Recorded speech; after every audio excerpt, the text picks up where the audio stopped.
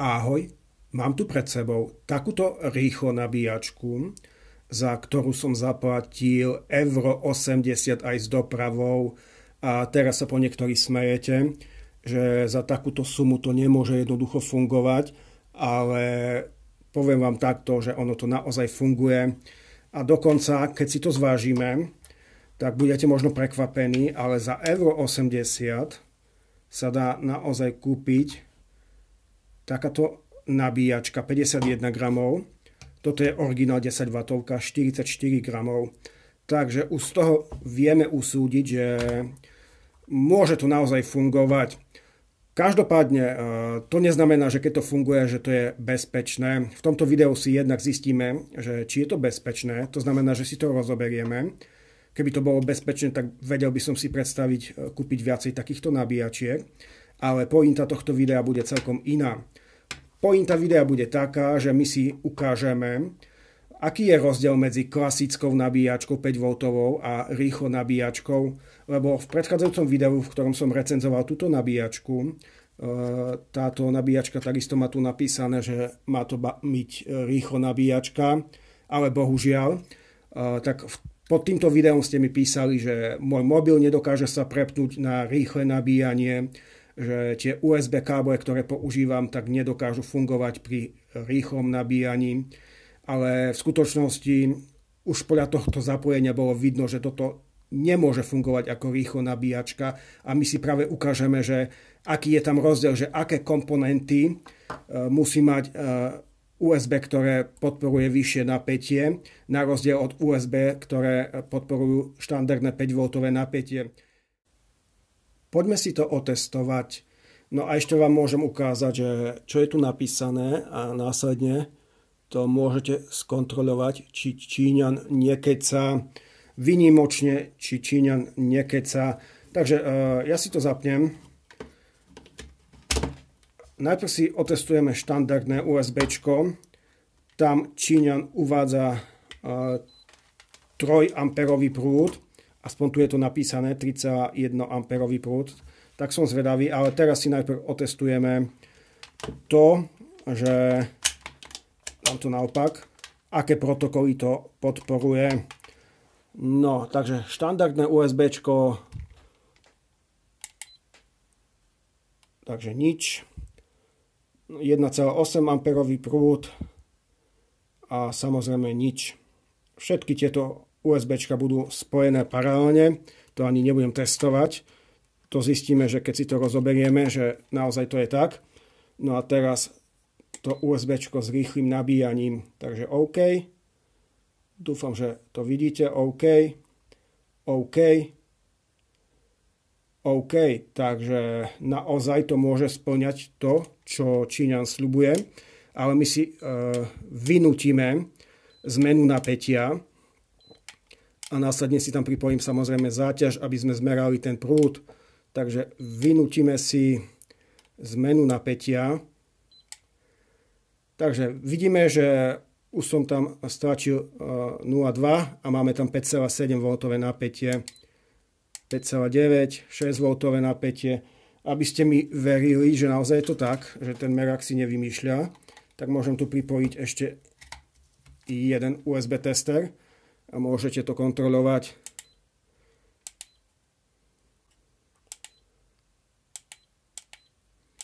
Takže vidíte, že dá sa to nastaviť normálne. Čiže mobil si vie nastaviť požadované napätie, keď s tým bude komunikovať samozrejme. Číňan uvádza, že by to malo dávať 12V. 12,1, 12,5, 6, 12,8. No, koniec. Takže 12,8, no super. A my si to hneď môžeme otestovať. Keď to už mám takto zapojené, tak si tam pripojím záťaž a môžeme si otestovať, keď to zmestím nejak. Asi sotva. To nevadí, toto môže byť napájané aj z USBčka. Sice nám to trochu bude odoberať ten výkon, ale to nevadí. No a ja si tu pripojím záťaž. No a sledujme, že aký prúd to bude odoberať, takže zapínam záťaž.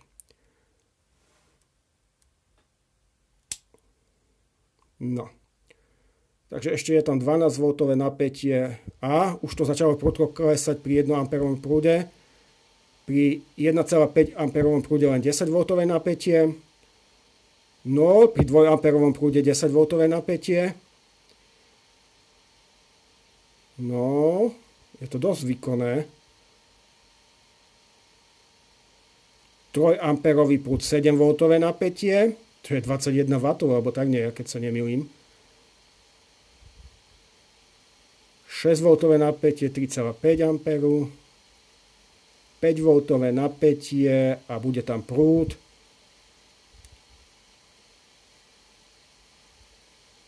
4 A. Ale to už zafungovala ochrana tejto záťaže. Takže, no teraz sa musím priznať, že ja cítim tu zápach nejaký. A aj po takom krátkom čase sa to veľmi nahrialo. Sice to dokáže dať takýto obrovský prúd, ale asi sa to bude preťažovať. No, takže to nie je najlepšie. Každopádne ešte si vyskúšame to štandardné USBčko.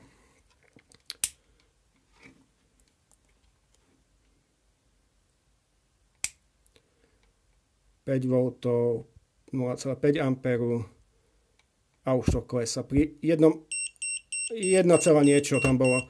Takže toto štandardné USBčko tak dáva 1 A prúd. To sa dalo čakať. Nie 3 A prúd, ako je to napísané, ale 1 A prúd. Rozoberieme si to a uvidíme, že čo je vo vnútri. Tak nakoniec, aby sa mi to podarilo rozobrať, tak som to musel stlačiť vo zveráku. A následne už toto lepidlo povolilo, ale inak fakt to tam držalo dobre. S nejakým skrutkovačom a tak by ste asi nepochodili. Takže opäť raz ma zachránil zverák. Inak dá sa to pekne zložiť, ale naspäť to nebudem dávať dokopy, lebo ako sme zvyknutí pri takýchto lacných čínskych nabíjačkách, tak je to životu nebezpečné a to som ešte nemusel rozoberať tento transformátor. Inak funguje to trochu na inom princípe, ako som očakával, ale ideme sa na to pozrieť, že ako to funguje. Tak ešte asi si to priblížim. Dobre, zafixujeme si to. To by mohlo byť. Takže inak vidíte, že ako je vyriešený ten vstup, kde sa to len takto nacvakne. Dobre, toto nás nemusí už zaujímať. A pozrieme sa, že čo to nemá a čo to má. Samozrejme, nemá to žiadne filtre odrušovacie, indukciu, kondenzátory, totálne nič nie je na vstupe. Na vstupe je len jeden rezistor, ktorý obmedzuje maximálny prúd, ktorým sa nabíja ten kondenzátor a potom tu je už len usmerňovací mostík. Toto tu je na výstupe a tu je už ten problém, že vidíte, že aká je tu malá medzera. Toto je primárna strana a toto je výstupná sekundárna strana, čiže už toto je dosť nebezpečné. Takže ešte raz, nemá to žiaden filter, nemá to žiadne potlačenie rušenia. Čiže na vstupe máme už potom len kondenzátor, filtračný, to je tuším 15 mikrofaradov, 400 V, áno, 400 V a potom sa už samozrejme len napája cez tento integrovaný obvod primárne vynutie tohto tu transformátoru. Samozrejme cez tieto rezistory.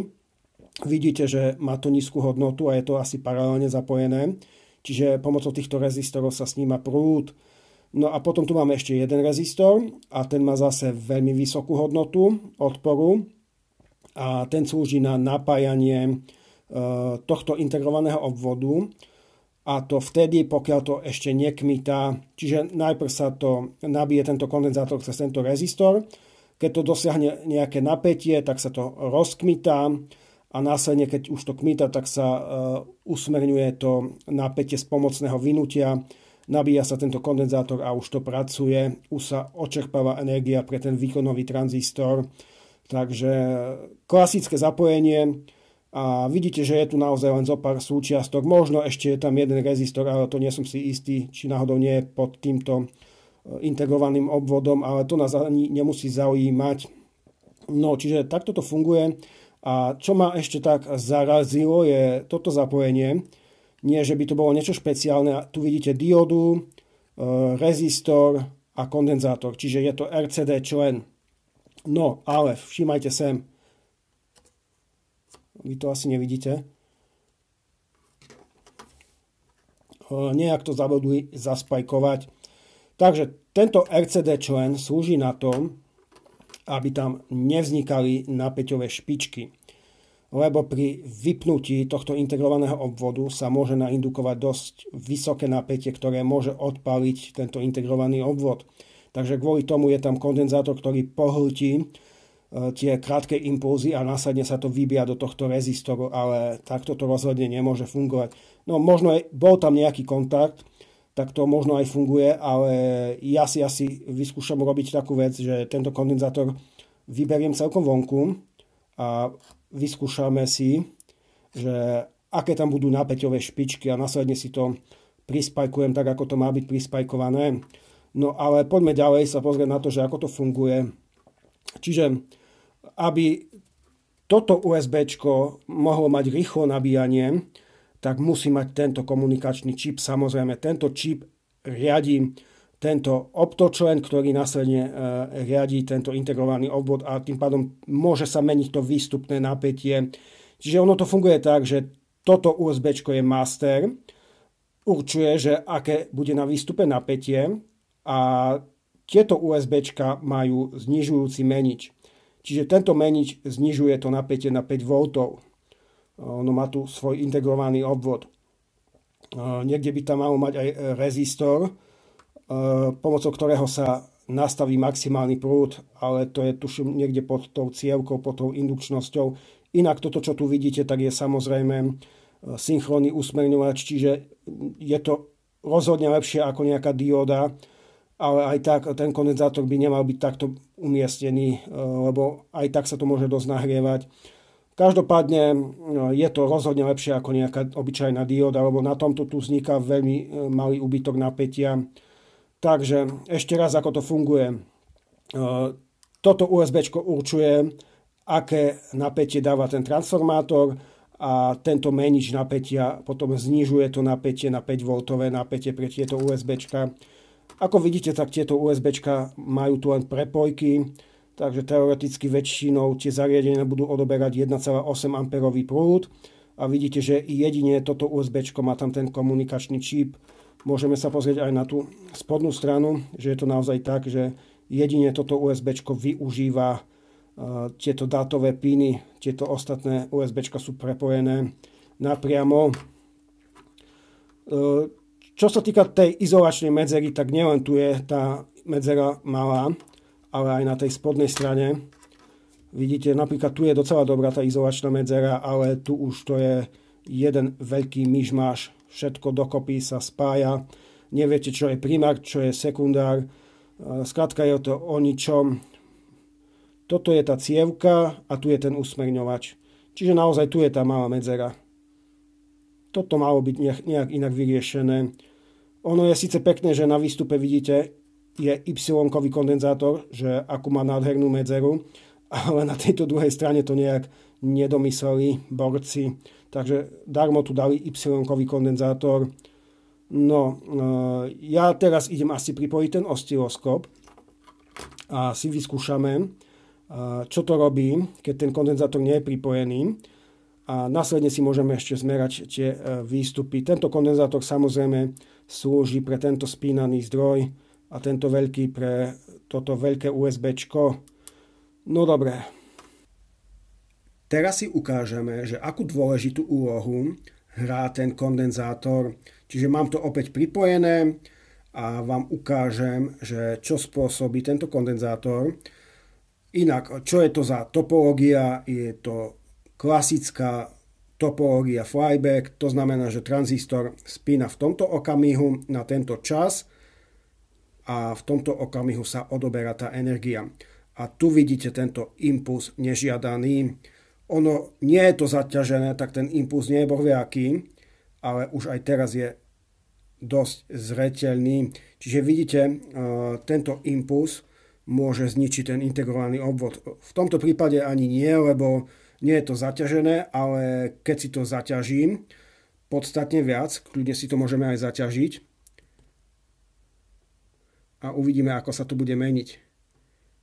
Teraz neviem, do ktorej strany to mám otáčať. Vidíte, ako sa, ja si to zmením, ako sa predĺžuje čas zopnutia a následne aj čas, kedy sa tá energia odoberá. Potom toto sú samozrejme zákmity. Ono aj tieto zákmity by mali byť odfiltrované, ale na výstupe takisto nemáme nič, totálne nič, len aktívny usmerňovač. No, takže idem ďalej pridávať ten výkon.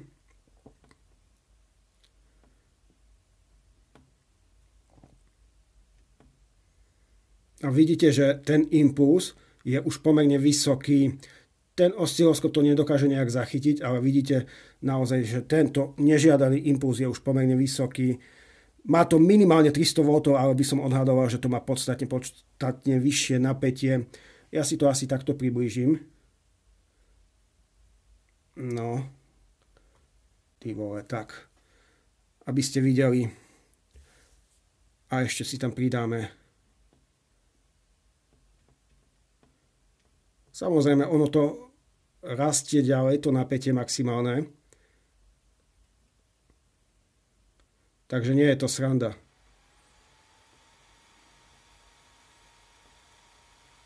Osciloskop ukazuje 300 V, ale s veľkou pravdepodobnosťou tam bude podstatne vyššie napätie pri tom rozpojení. Takže vidíte, že nie je to sranda. A teraz si tam pripojím ten kondenzátor a uvidíme, že ako ten kondenzátor to dokáže potlačiť. Ako vyzerá priebeh na osciloskope, keď sa tam pripojí kondenzátor, tak to môžete vidieť. A musím povedať, že ten kondenzátor je na môj vkus až veľmi silný a väčšinou sa to robí tak, že sa tam ešte pridáva nejaký rezistor sériovo s tým kondenzátorom, nejaké desiatky ohmov. Čiže vidíte, že naozaj to dokáže tlmiť a môžeme si zapnúť záťaž a uvidíme. Takže vidíte, že naozaj to dokáže pomerne slušne tlmiť tie impulzy. Takže rozhodne toto bude mať podstatne dlhšiu životnosť. Ibaže by Číňan nezapájal ten kondenzátor z nejakých iných dôvodov. V skutočnosti si myslím, že by tam mal byť ešte ten rezistor jeden. No, každopádne, tak či tak to nebudem používať a ideme si ešte rozobrať transformátor a zistíme, že či sa to oplatí vôbec kúpiť alebo nie, lebo keď ten transformátor bude v pohode, tak prečo nie? Na záver videa si môžeme ukázať, že ako je navinutý tento transformátor. No a tu vidíte prvý problém a hneď aj posledný, lebo viac to nemá zmysel rozoberať, lebo toto je samozrejme výstupné vinutie a ako vidíte, tak prakticky sa to dotýka toho vstupného vinutia. Mohli by používať aspoň nejaké bužírky, po prípade keď už je problém to navinúť, lebo asi to navíjajú pomocou stroja, tak keď už to je problém tak navinúť, aby sa tam dodržala nejaká medzera, tak nech používajú vodiče s dvojitou izoláciou. Takže toto je nič moc. Čiže táto medzera na plošnom spoji, to bol ten menší problém, ako tento transformátor, alebo takýto transformátor zlyha ako prvý z toho dôvodu, že tu môže byť fakt veľmi vysoká teplota a tento transformátor je preťažovaný. Tento transformátor dáva 20 W, ale 20 W v takejto nabíjačke, to je totálna katastrofa. No dobre, pointa tohto videa bola v tom, že keď naozaj USBčko má dávať nejaké tie vyššie napätia, tak musí tam mať nejaký komunikačný čip. respektíve ten mobil musí sa nejak dohodnúť s tou nabíjačkou, že aké napätie mu má dávať. Čiže mobil si tam zapýta také a onaké napätie a podľa toho prúdu, že ako stíha tá nabíjačka, si ten mobil potom to vie skorigovať. Takže z tohto videa to je všetko a čus pri ďalšom videu.